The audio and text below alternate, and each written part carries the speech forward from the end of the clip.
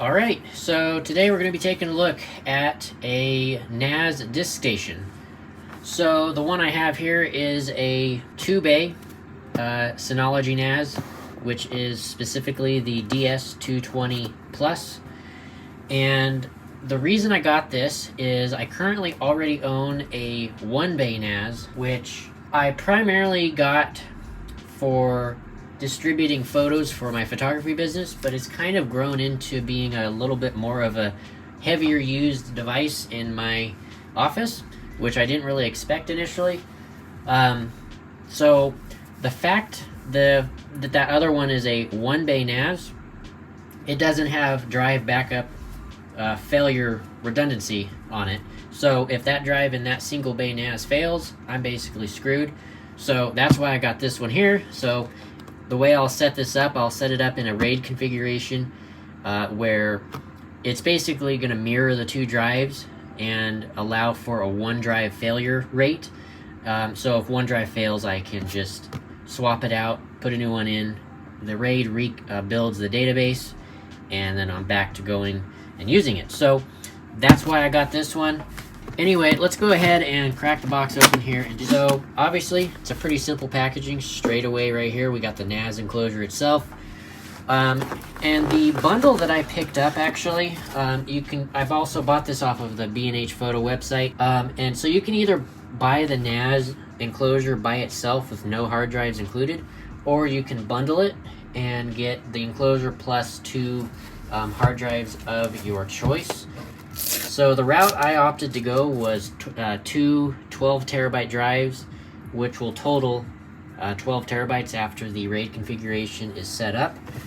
But yeah, so let's go ahead and take the enclosure out of the little thing here, and I'll set this off for just a minute until we get the rest of the stuff out of the box. But you got all of your accessories up here. Quick installation guide obviously down there on the bottom. Don't really need to go into that.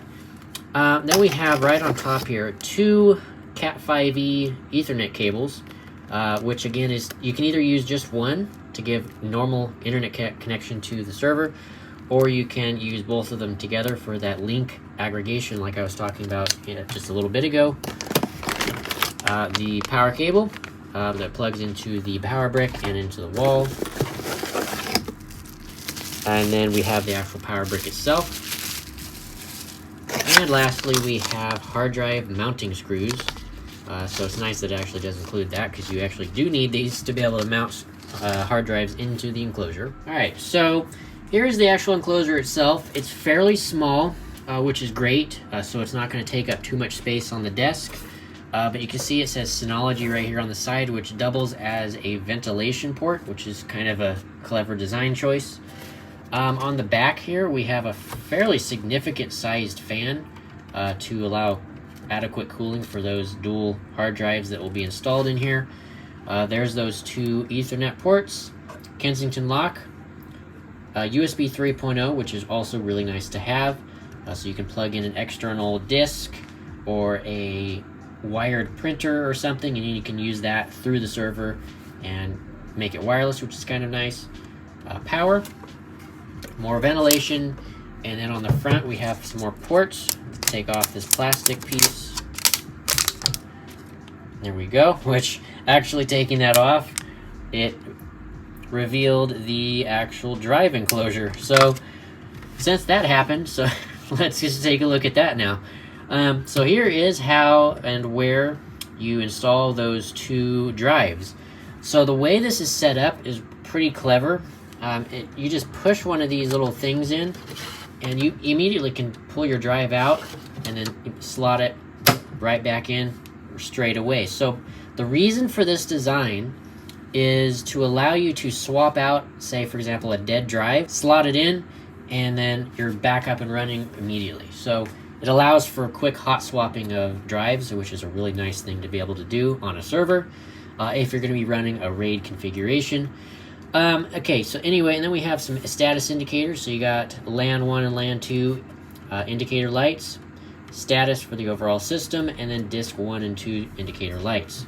Okay, and then we have another second USB 3.0 on the front, which is nice because most smaller servers have all the USB ports on the back, which is kind of annoying if you want to just get quick access to plug in an external portable drive or something to access. So it's nice to have that right there. Then we have a restart button and a power off and or power on button.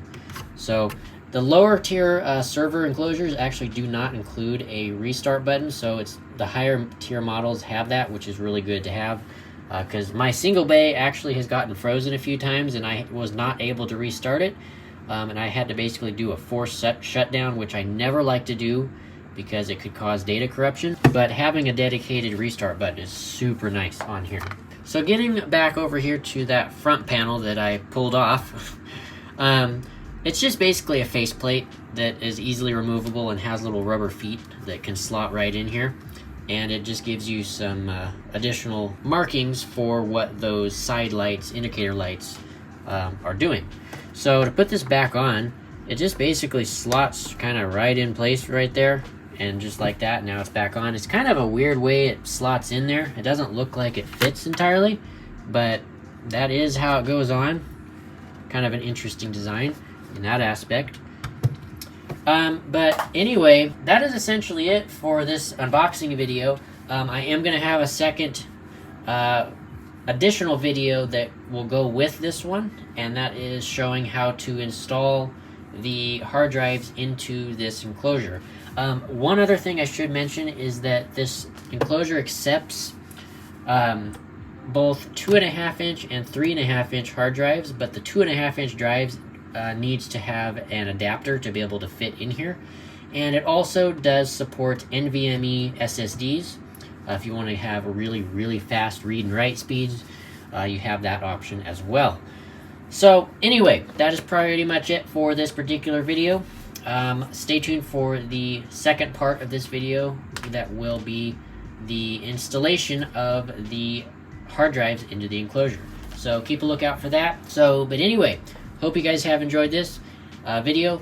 If you guys have any questions at all, drop those in the section below. And again, I'll try to answer as many as I can. Hit the subscribe button, helps out the channel greatly. And yeah, that is pretty much it. So till next time, peace out.